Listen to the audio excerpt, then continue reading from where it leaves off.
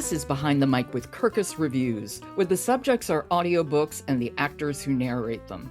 I'm Jo Reed, and with me, Laura Rossi. Hello, Laura. Hi, Jo. How are you? I'm good. How are you? I'm always great on a day that we get to record a new Earphones episode.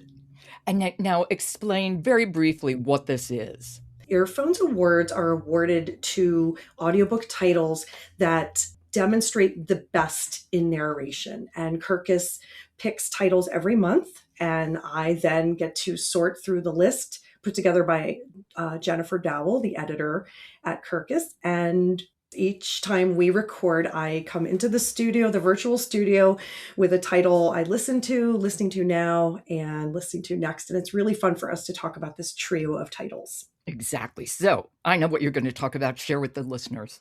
I'll go over the 3 titles I picked and then give you a little background on why I picked them. So the title I already listened to is Judge Stone, a novel by James Patterson and Viola Davis, read by Viola Davis. I'm currently listening to Cleopatra, a novel by Saara El-Arifi, read by Adjoa Andoh. And what's next on the docket? What are you going to listen to next? Trust No One, a thriller by James Rollins, read by Simon Vance. Well, let's begin, obviously, with the one you listened to, Judge Stone, a novel. And Viola Davis is not only the narrator of this, she's the co-author with James Patterson. Yes, this title has been on my radar for some time. The combination of James Patterson and Viola Davis as co-authors, and then with Viola Davis doing the narration, it was right at the top of my list. And I realized as I was prepping for our episode that I've been on a bit of a James Patterson binge, because our last episode we chatted about Return of the Spider. Now, this is an entirely different book. This is a literal exercise in authors working and writing together for the first time. And James Patterson, little background on James Patterson is that he really was taken by the memoir Viola Davis wrote. The title of that is Finding Me. And he had a wish list and wondered if she would work with him on the storyline around Judge Stone, who is a very strong female character, a Black judge in rural Alabama. And Viola was flattered and said yes. And the result is a page turner that is completely immersive.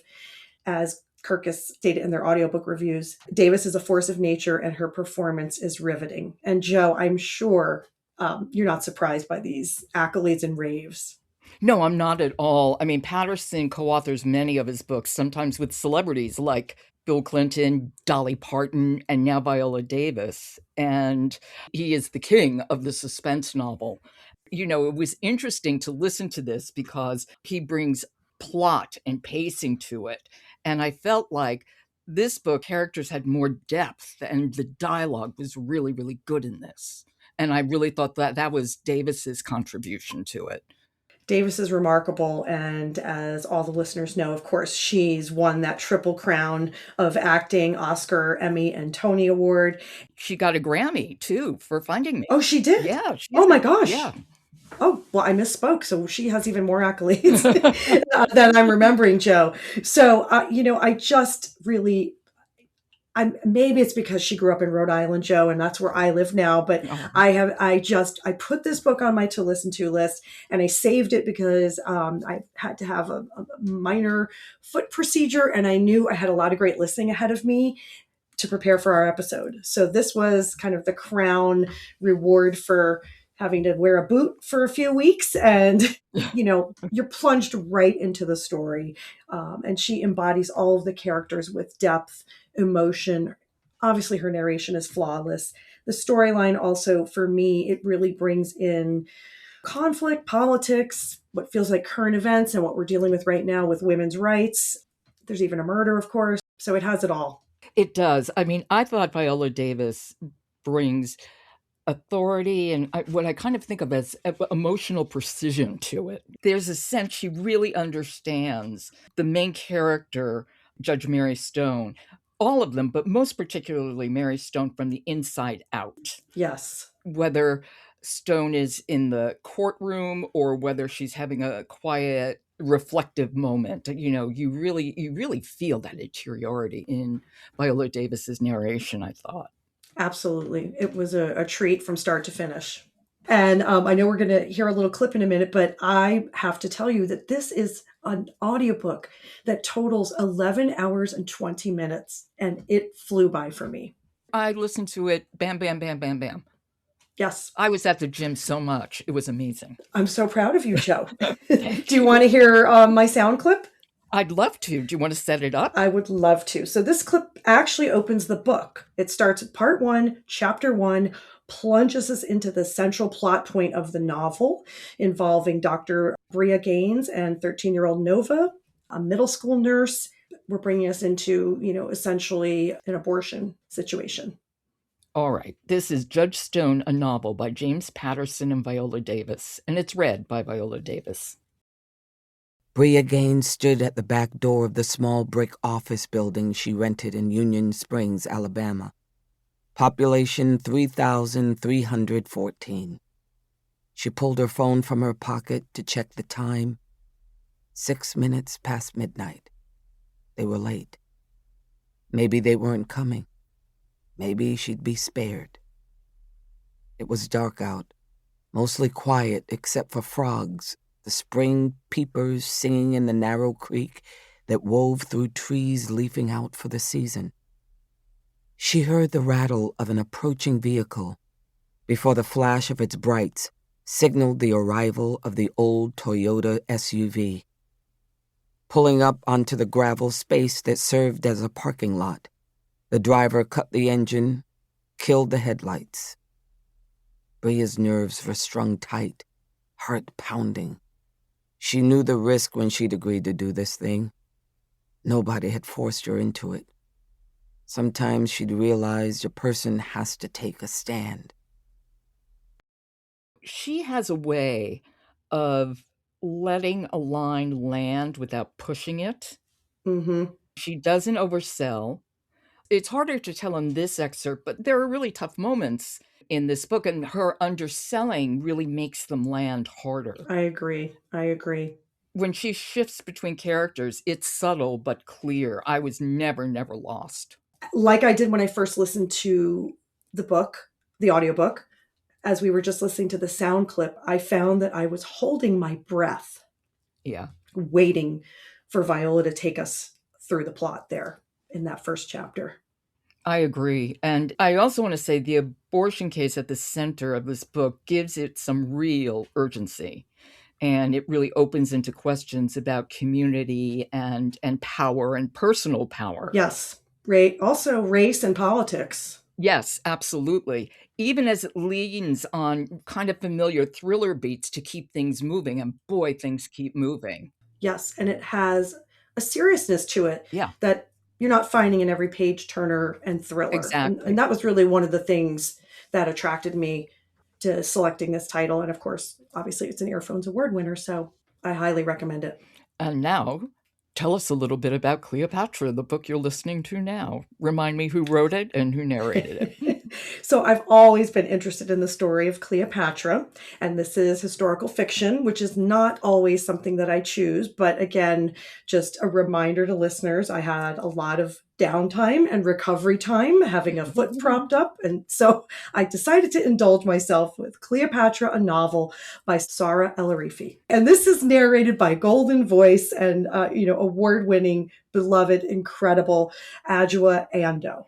As a reminder, which I doubt people need, but Adjoa Andoh plays Lady Danbury in Bridgerton. Yes, and a lot of folks know her from that pairing. Yes, and she has narrated almost, I think, close to 200, if I'm not mistaken. And it's a range from children's books to classics to modern classics, multicast books. She narrated Lauren Groff's book, Matrix.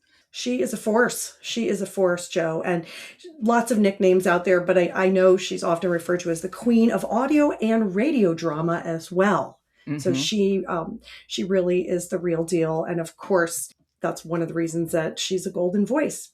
So this is a fun story told from the point of view of Cleopatra. It's sensuous. It brings in history, brings in kind of, romance and controversy, and it's just very immersive in a different way than Judge Stone. And for me, the little tidbits of history, feeling like I could just sit back, which is something that, doctor's orders. I was literally sitting back and just, essentially time traveling back in hearing stuff about Julius Caesar, Mark Antony, you name it. It's all there. And I haven't finished it yet. This is another sort of heavy, 10 hours of listening. So I look forward as I'm recuperating to finish my journey with Cleopatra. And Saara El-Arifi is a fantasy writer. Yes, she is really known for the book, The Final Strife. Have you listened to that?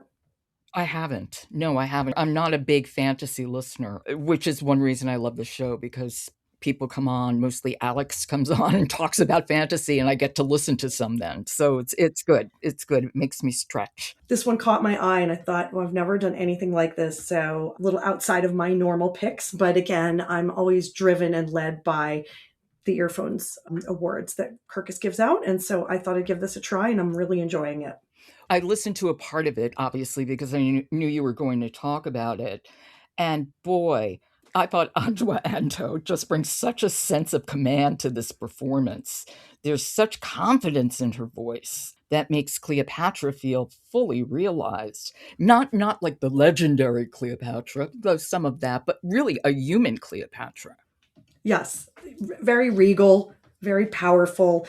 And, I love any story that has a strong woman. So this was a fun one. And I think our listeners will enjoy the sound sample for this, which just happens to be also the beginning of this novel. It's a scene from chapter 1, and we're meeting Cleopatra and her handmaiden. All right, this is Cleopatra by Saara El-Arifi, and it's read by Adjoa Andoh. I bit into the flesh of the fig, its skin warmed by the heat of the sun. Charmian watched me through half-lidded eyes as I chewed. The wind tousled her linen dress and tugged the collar to reveal the sun-touched glow of her skin. For all the years of my life, Charmian had been my companion and handmaiden.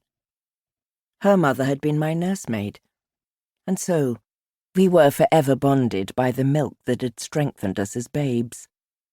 At 18 years of age, our eyes still sparkled with possibility, but our cheeks had slimmed from the plumpness of youth. Though there were some remarkable moments in the years prior, my story for you starts here. The day I became Pharaoh. See, I absolutely believe that is the voice of Cleopatra.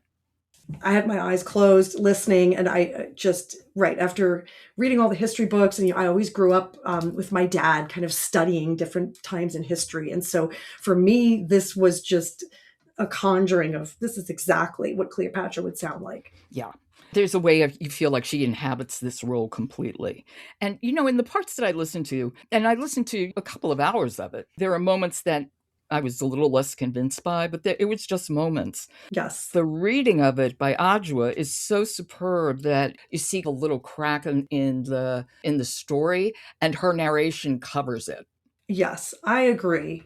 I think this is much heavier on me favoring and awarding all the accolades to the narration, whereas the plot, sometimes, it was a wonderful concept, motherhood, her relationships.